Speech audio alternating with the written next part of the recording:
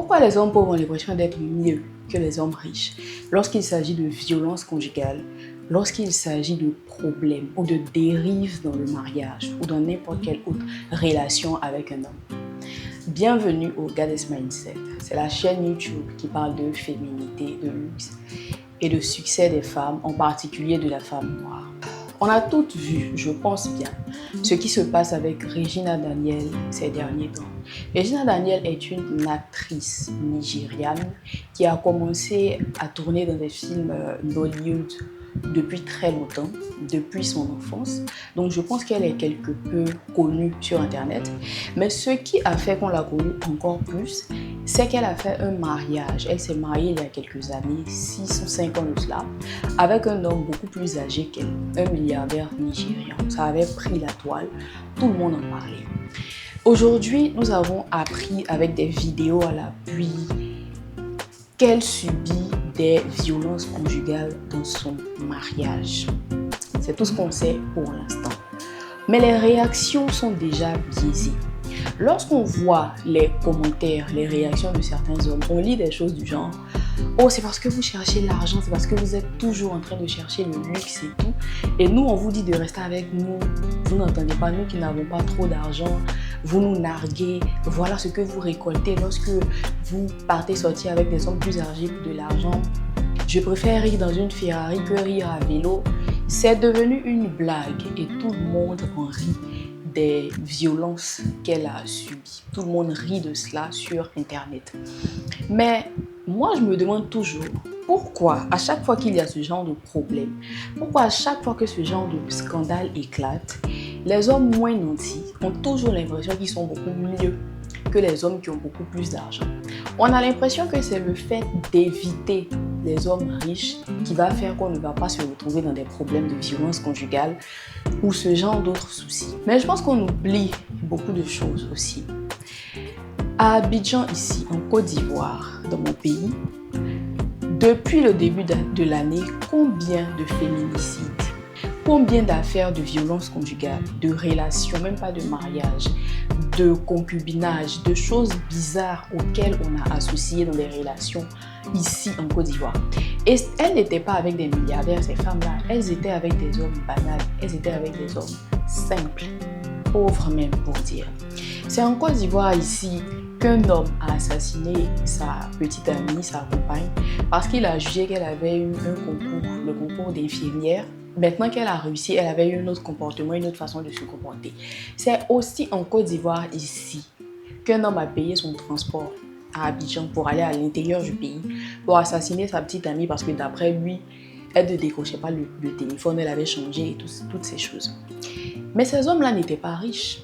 Celui qui s'est déplacé d'Abidjan pour aller à l'intérieur du pays pour accomplir sa sale besogne, je pense qu'il était blanchisseur. Ce n'étaient pas des gens extrêmement riches. Donc je pense vraiment qu'on déplace le débat ou que les hommes déplacent le débat pour dire que c'est parce que cette fille-là cherchait l'argent qu'elle s'est retrouvée dans ces problèmes-là. Mais c'est vraiment n'importe quoi. Et c'est toujours comme ça, quel que soit ce que tu vis en tant que femme, quel que soit ce qui se passe, quel que soit ce qu'on te fait subir, on ne regarde jamais à celui qui t'a agressé, mais on te regarde toi. Les femmes qui sont décédées dans des résidences de misère ici à Abidjan, dans des foyers, dans des relations de misère ici à Abidjan, on va toujours trouver que c'est elles qui ont provoqué leur copain, leur mari, leur compagnon. Celles aussi qui décèdent dans des conditions mystérieuses, dans de grands mariages avec des milliardaires et tout, on va dire que c'est parce qu'elles cherchaient l'argent. C'est toujours la faute de la femme. Ce n'est jamais, au grand jamais, la faute de l'homme qui commet ces violences-là. Et c'est tellement triste en fait. Cela montre un peu la société dans laquelle on est, la société dans laquelle on se trouve en tant que femme. Et aucune femme n'est à l'abri de ça. C'est vraiment stupide de croire et d'espérer qu'on est à l'abri de ça juste parce qu'on ne sort pas avec un homme riche. Donc, je me pose toujours cette question. En quoi c'est plus safe d'être avec des hommes qui ont moins de moyens juste parce qu'on espère qu'ils ne vont pas nous frapper, qu'ils ne vont pas nous faire du mal? Aucune n'est à l'abri de ça. Et ce n'est même pas une question de donc tu préfères te faire frapper par un homme riche plutôt que de te faire frapper par un homme pauvre. Non, tu préfères pleurer dans une Lamborghini plutôt que non. Je préférais me faire frapper par personne. Mais le problème, c'est que les hommes sont extrêmement violents. Certains sont extrêmement violents. Qu'ils soient pauvres, qu'ils soient riches. Si tu es pourri à l'intérieur, tu l'es. Et ce n'est pas les millions qui vont changer cela. Ce n'est pas les milliards qui vont changer cela. Et j'ai même parlé de ça dans la vidéo où je parlais de Didi et de Cassie. Donc, moi, je pense que au lieu de toujours rejeter la faute sur la femme, et là, je ne m'adresse même pas aux hommes parce que moi, je ne débat pas avec les hommes. Je sais déjà certaines choses, et surtout ici en Afrique, dans leur façon de voir. Mais ce n'est pas bien de toujours rejeter la faute sur les femmes. Et là, je m'adresse vraiment aux femmes.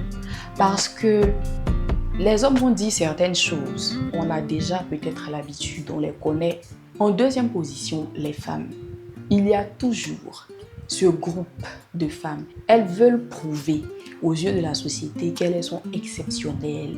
Elles ne sont pas comme les autres femmes. Lorsqu'on prend le temps de lire les commentaires au sujet de cette affaire, il faut voir les commentaires de certaines femmes. C'est pour ça que moi je suis avec mon petit gars. C'est pour ça que moi je ne cours pas après l'argent. C'est pour ça que moi je ne fais pas ça. C'est pour ça que moi je ne fais pas ci. C'est pour ça que moi je n'enviais personne. C'est pour ça que moi je n'envie personne. Il y a toujours un groupe de pique-niques qui va venir se faire remarquer parce qu'elles veulent que des hommes viennent leur répondre « Oui, toi au moins tu es différente. Toi au moins tu n'es pas comme les autres femmes. Toi au moins c'est toi qu'on va marier. » Aucune n'est à l'abri de ça en fait. Et il faut arrêter de vouloir se faire remarquer sur la douleur d'autres femmes. Ça n'a aucun sens. Combien de corps on n'a pas ramassé dans des quartiers de misère, dans des résidences de misère, dans des hôtels, dans des quartiers pauvres? Combien de corps on n'a pas ramassé cette année en Côte d'Ivoire dans ce genre de situation? Je pense qu'il faut arrêter de déplacer le débat et le problème. Et pour une fois, il faut faire que les hommes prennent leurs responsabilités devant ce qu'ils font aux femmes. Certaines ont toujours l'envie de se faire remarquer lorsqu'il y a ce genre de soucis, lorsqu'il y a ce genre d'affaires. Elles ont toujours l'envie de se faire remarquer. Oh, c'est pour ça moi je ne sors pas avec des gars riches. C'est pour ça moi je ne suis pas intéressée par les gars riches. Moi je préfère être avec mon petit gars. Parce que vous croyez vraiment être à l'abri avec ce genre de choses, avec ce genre de mots, avec ce genre de pensées. Tout ça juste pour attirer des commentaires qui vont leur dire qu'elles sont différentes, qu'elles ne sont pas comme les autres. Oui, les filles ne suivez pas l'argent et tout. Mais ce n'est pas l'argent le problème. Et la plupart du temps, ce qui est triste, c'est que la plupart du temps, vous-même vous êtes avec ces hommes, vos petits gars, ces hommes pas vraiment riches, parce que vous n'avez pas le choix. En fait, vous n'avez pas l'environnement. Peut-être que vous n'avez pas le physique, peut-être que vous n'avez pas l'environnement. C'est pour ça que vous êtes coincés dans des relations comme ça. Et quelque part, vous enviez ces filles-là qui vivent une meilleure vie que vous. Et vous attendez qu'il y ait un souci, qu'il y ait une faille dans leur façon de vivre pour que vous puissiez sortir les attaquer. Et c'est tellement méchant. Et c'est ce que les femmes se font entre elles. Et justement, il y a une vidéo qui arrive dans ce sens très bientôt. Parce qu'il faut qu'on en parle, je pense. Il faut qu'on parle de ce que les femmes se font entre elles. Les femmes ne sont pas des anges. Lorsqu'une femme a un problème, surtout lorsqu'une belle femme a un problème, une belle femme qui a un certain niveau de vie en ligne, qui vit une vie dont on rêve toutes quelque part, même si certains vont mentir et dire non. Mais il faut voir comment est-ce qu'elle se fait attaquer, comment est-ce qu'elle se fait harceler en ligne par d'autres femmes. C'est là que tu vas avoir tous les conseils de la terre. Oh, c'est pour ça que moi, j'envie personne. Mais tu l'enviais. Tu l'enviais, c'est pour ça que tu es autant heureuse de voir que quelque part, elle souffre. Parce que tu te consoles en te disant, ah, finalement, sa vie n'est pas si parfaite que ça. Donc, je peux me moquer, je peux dire certaines choses. J'ai toujours voulu avoir un gars comme ça, mais finalement, c'est pas parfait. Donc, je me console avec ce gars-là. Non, en fait, c'est vicieux, c'est méchant. Et surtout, ton petit gars lui-même, il est avec toi parce qu'il n'a pas le choix. Et il attend juste d'avoir les moyens pour sauter, pour passer à autre chose. Donc, arrêtez de vous réjouir du malheur d'autres femmes. Aujourd'hui, le son de la vidéo de Regina Daniel où elle pleurait et où les gens sont venus se mettre entre son époux et elle, le son de la vidéo est devenu une trend sur TikTok. Oui, aujourd'hui la violence conjugale est drôle. Donc les gens, les femmes surtout, parce que c'est à ça que je veux en venir, les femmes surtout, des femmes utilisent cette vidéo-là comme trend drôle sur TikTok. On a l'impression qu'elle ne mérite pas qu'on la défende. On a l'impression que Regina, elle, n'est pas une victime en fait. Elle ne mérite pas qu'on la défende. Mais pourquoi? Le truc ici, c'est que Regina ne fait pas pitié. Regina n'est pas misérable. C'est une très belle femme qui vit dans le luxe. Elle vit dans un luxe que la plupart des femmes ne connaîtront jamais jusqu'à leur mort. Le niveau de vie, le physique de la fille, la beauté de la fille, lui enlève le droit d'être une victime. Elle vit trop bien pour ça. Regina n'est pas une femme misérable sur laquelle on peut s'apitoyer, pleurer, dire qu'elle fait pitié parce qu'elle est misérable. Elle n'a pas l'aspect physique d'une victime. Les femmes elles-mêmes choisissent qui peut être une victime ou pas. Et elles ont choisi que Regina Daniel ne peut pas être une victime parce qu'elle vit trop bien. Vous savez, de la même façon dont les hommes trouvent que tu es une femme parfaite, tu es une bonne femme africaine, lorsque tu es toujours dans les fourneaux, lorsque tu as le pagne déchiré, lorsque tu es toujours mal habillée, c'est de cette même façon-là que les femmes décident que tu es une bonne femme et que tu es une femme acceptable, qu'on peut défendre, pour qui on peut pleurer lorsque tu n'es pas assez belle et que tu es dans un petit foyer misérable. Il y a ce que les hommes nous font en tant que femmes et il y a ce qu'on se fait nous-mêmes en tant que femmes. Et je pense qu'il est temps qu'on en parle et qu'on soit vrai à propos de cela en fait. Comme je disais au début, une femme dont on a ramassé le corps dans un bas quartier d'Abidjan est beaucoup plus victime que Regina Daniel qui vit, elle, dans un quartier extraordinaire, qui a une Ferrari, qui a toutes les voitures qu'elle veut. Si c'était une femme banale qui avait vécu ça dans un petit quartier quelque part, les femmes allaient beaucoup plus considérer cette victime-là par rapport à Regina Daniel en fait. Mais étant donné que la fille en impose, elle en impose vraiment. C'est quelqu'un qui a un certain calibre, une certaine aura, qui a une belle vie. Et quand c'est comme ça, des femmes t'envient. Elles sont tapées dans l'ombre derrière leur téléphone et elles attendent juste que quelque chose de mal t'arrive. Les femmes vont mentir et dire que le physique ne compte pas et qu'on est toutes pareilles, body positivity, on s'aime entre nous les femmes, c'est pas ça le plus important. Mais regardez comment est-ce qu'elles traitent celles qui sont plus belles, celles que la société juge plus jolies. Et regardez comment est-ce qu'elles traitent celles qui ont les meilleurs gars. Pourtant, elles disent toutes que c'est pas ça le plus important, notre validation ne passe pas par les hommes. Mais tout ça, c'est des conneries. Parce qu'en réalité, les femmes sont insécures à la base. Plusieurs d'entre elles, la plupart d'entre elles. Et c'est pour ça que Regina aujourd'hui, malgré ce qu'elle a vécu, elle reçoit toute cette haine. Même son époux ne reçoit pas la haine que Regina Daniel reçoit en ce moment. Les moqueries dans ses commentaires, la haine un peu partout. Aujourd'hui, certaines disent que Regina Daniel, on n'a pas à avoir pitié d'elle, on n'a pas à lui apporter notre soutien et toutes ces choses parce qu'elle paye les conséquences de ses actes. Mais quel acte? Qu'est-ce qu'elle a fait en fait pour qu'elle puisse payer les conséquences de ses actes? Elle s'est mariée. Elle s'est mariée en fait. J'ai l'impression qu'on oublie un peu l'histoire du truc. Elle s'est mariée. Et même si le gars est super vieux, dans cette histoire-là, c'est elle la plus vulnérable parce que c'est elle qui est toujours même plus jeune que le monsieur. On ne sait pas vraiment ce qui s'est passé là-bas. Mais tu vois des commentaires où des femmes disent que c'est bien fait pour elle parce qu'elle va enfin assumer les conséquences de ses actes. C'est mal de se marier. C'est mal de se marier avec quelqu'un qui a beaucoup d'argent. C'est mal aujourd'hui de se marier avec un milliardaire.